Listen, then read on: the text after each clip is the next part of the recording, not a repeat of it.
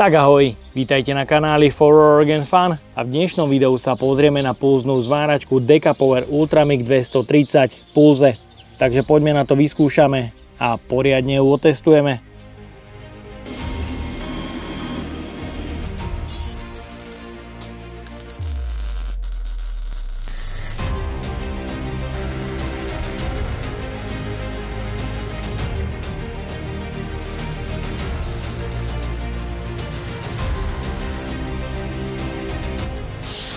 Poďme sa teda pozrieť na to, či má zmysel kupovať takéto zariadenie zo zahraničných webshopov. Je dostupná na AliExpresse v cene od 500 € podľa výbavy.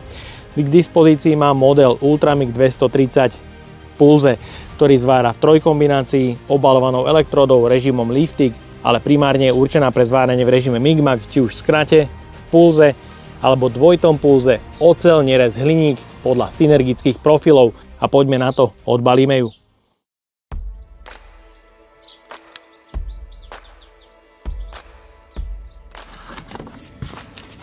Horák pre režim MIG-MAG je ku zváračke voliteľným príslušenstvom. Je to 3-metrová verzia do 240 A so štandardnou hubicou a prievlakmi. Klbík pre lepšiu manipuláciu a štandardný eurokonektor.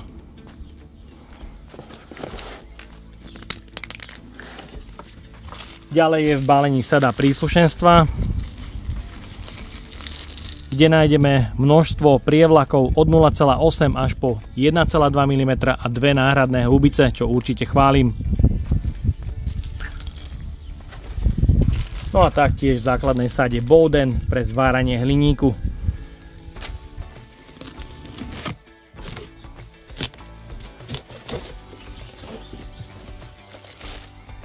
V balení nájdeme kožené zváracké rukavice,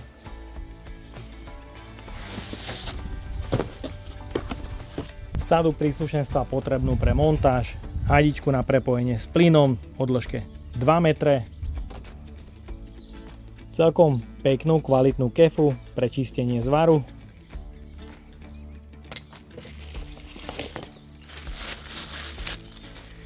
kladivo pre oklepávanie strusky. Ďalej v balení nájdeme kliešte pre držanie obalovanej elektródy do 300 A, sú veľmi pevné, ale aj trošku veľké. Kábel je dlhý 3 metre s prierezom 1x25 mm, podľa hmotnosti sa jedná ale o pomedený hliník a šteker je 3550. Rovnako kliešte pre uzemnenie sú celkom pevné s pásikom pre lepšie uzemnenie, vodič dlhý 2 metre s prierezom 1x25 mm.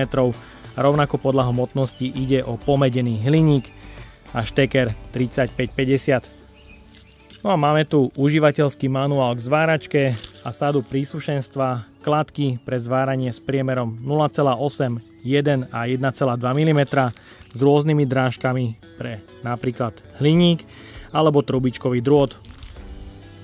A samozrejme v balení pulzná zváračka Decapower Ultramix 230.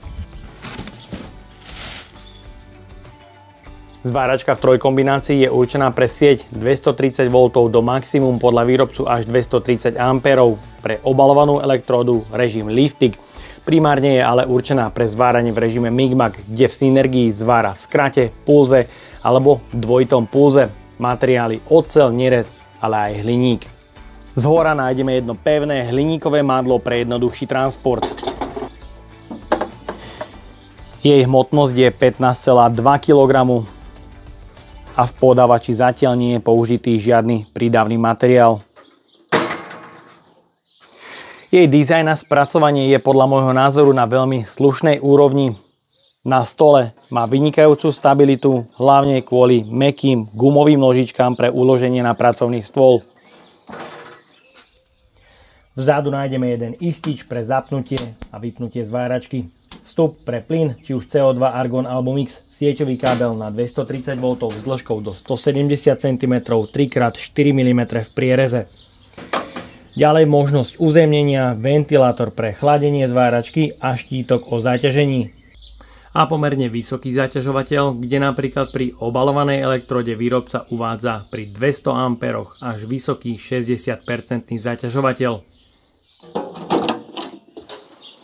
Pod krytom nájdeme možnosť uloženia cievky D200 do 5 kg. Ovládacie prvky sú chránené plastovým krytom, ktorý je ale bohužiaľ trošku mäkký.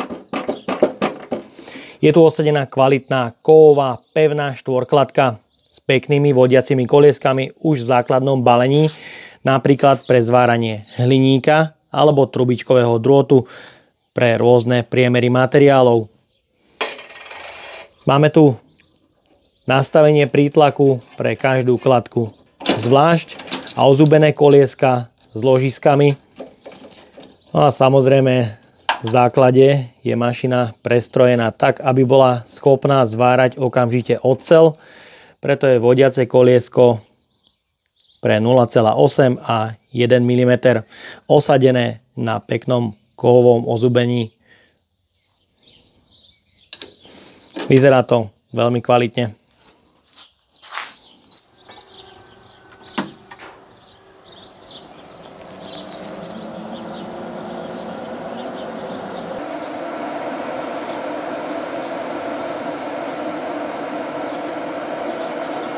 Hlučnosť chladenia zváračky na vzdialenosti 1 m je priateľná iba do 62 dB. Je ale škoda, že ak sa so zváračkou nezvára, chladenie sa nedeaktivuje.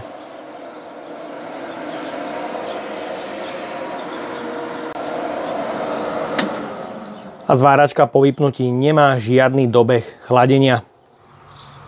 Z čelnej strany nájdeme veľký prieduch odvetrania, šteker pre kliešte uzemnenia a kliešte držania obalovanej elektródy, konektor pre zmenu polarity a konektor pre horák MIG-MAG. Prostredie, v ktorom sa zváračka nastavuje, je veľmi jednoduché a intuitívne vďaka 4,3 palcovému LCD displeju, ktorý sa nastavuje pomocou 5 mikrospínačov a 2 kóderov.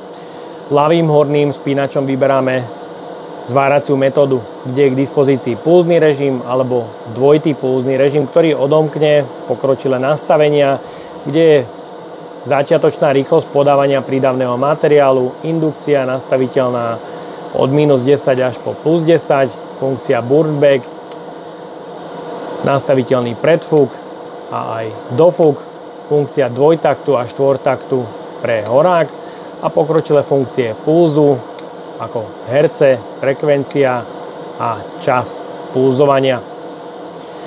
S pravým horným spínačom sa volí výber zváraného materiálu, ktorý automaticky zváračka odporúči použitie plynu, či už čistého CO alebo zmesného pre rôzne materiály. Je to synergický režim a so spodným mikrospínačom sa volí priemer prídavného materiálu, v tomto prípade od 0,8 až po 1 mm. Ďalej je tu korekcia voltáže a nastavenie ampérov, kde minimum je pri jednotke prídavnom materiáli 35 ampérov. Zváračka automaticky odporúča priemer alebo hrúbku zváraného materiálu a korekcia voltáže od -3 až po +3 V. Tu je vidieť vysokú voltáž až 37,5 V, takže som zvedavý, ako to bude zvárať. A -3 V. Kde je škoda, že zváračka neukazuje silu v prievare, ak je voltáž nastavená do minusu alebo do plusu. To je trošku škoda. No a ďalej je tu synergický režim MIG-MAG v skrate, manuálny režim MIG-MAG, obalovaná elektróda, kde je funkcia VRD, ktorá znižuje napätie na kliešťach, ak sa so zváračkou nezvára, funkcia antistick vypnutá, zapnutá, odštart nastaviteľný od 0 po 10 a Arc Force nastaviteľný až po 10. Rovnako zváračka podľa nastavenia ampérov odporúča výber priemeru elektródy. Uvidíme, ako bude zapalovať. A je tu režim lifting, ktorý nemá žiadne pokročilé nastavenia. 230 ako maximum a 15 ako minimum. Kóder reaguje veľmi pekne, svižne, rýchlo a dá sa nastaviť po jednotkách. Taktiež je tu pri režime MIG-MAG možnosť výberu alebo tvorby pamäťových profilov pre zváranie rôznych materiálov.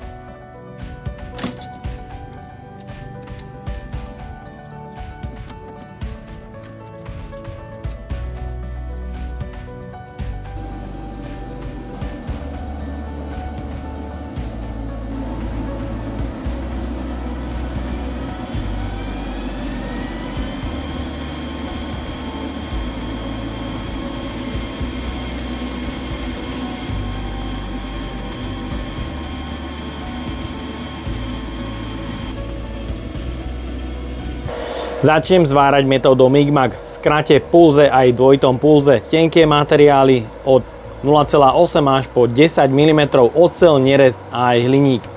Začíname teda základným nastavením na 100 A, kde si ukážeme korekčné nastavenie voltáže od -3 až po +3 V.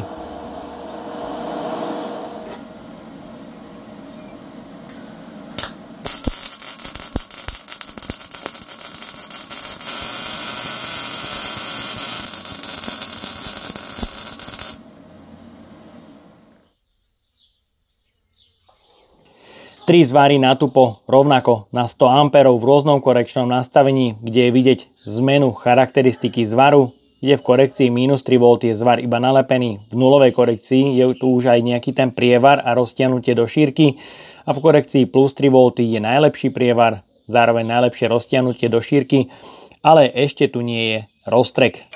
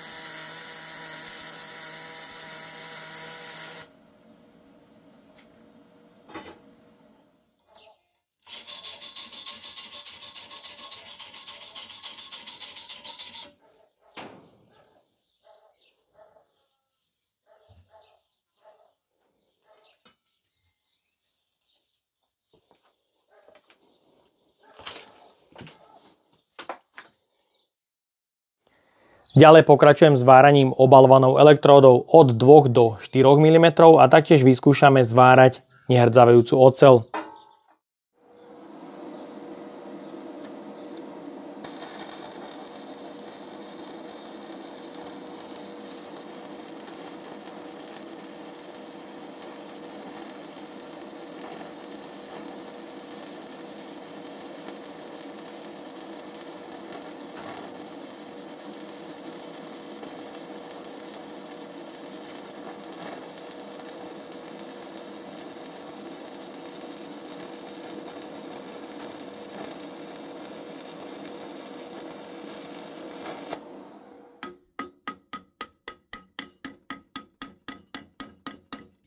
Elektróda o priemere 2 mm zapálila oblúk veľmi pekne už na 60 A a bol stabilný po celej dĺžke zvaru.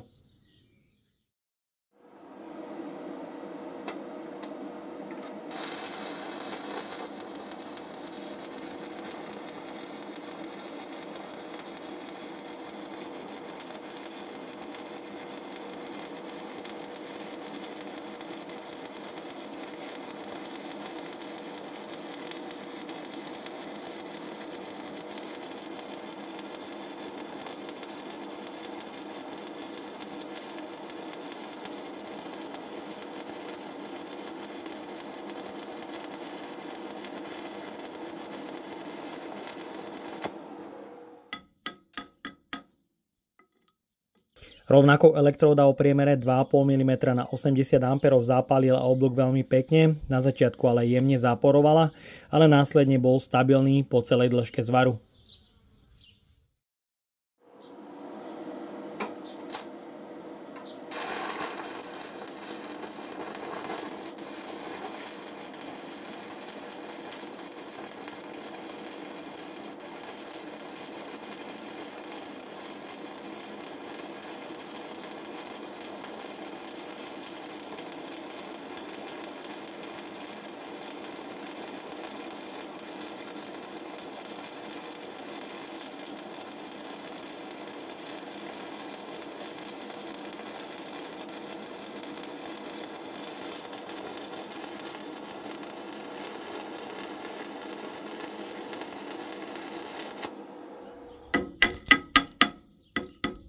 Elektróda o priemere 3,2 mm zapálila oblúk na 120 A veľmi pekne a následne bol stabilný po celej dĺžke zvaru.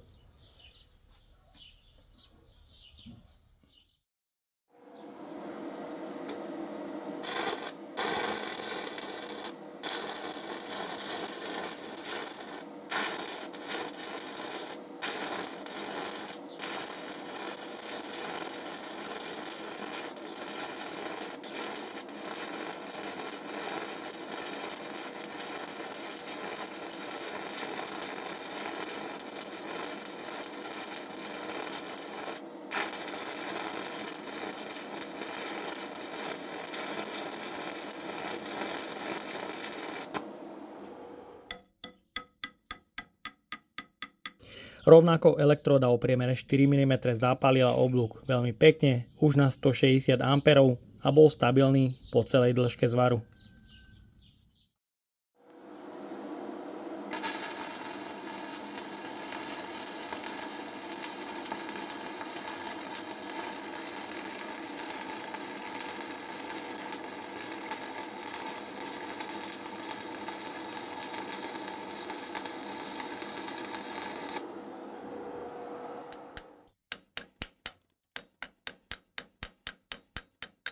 Elektróda o priemere 2,5 mm pre nehrdzavajúcu oceľ zapálila oblúk veľmi pekne a bol stabilný po celej dĺžke zvaru. Je tu ale vidieť miestami mierny roztrek.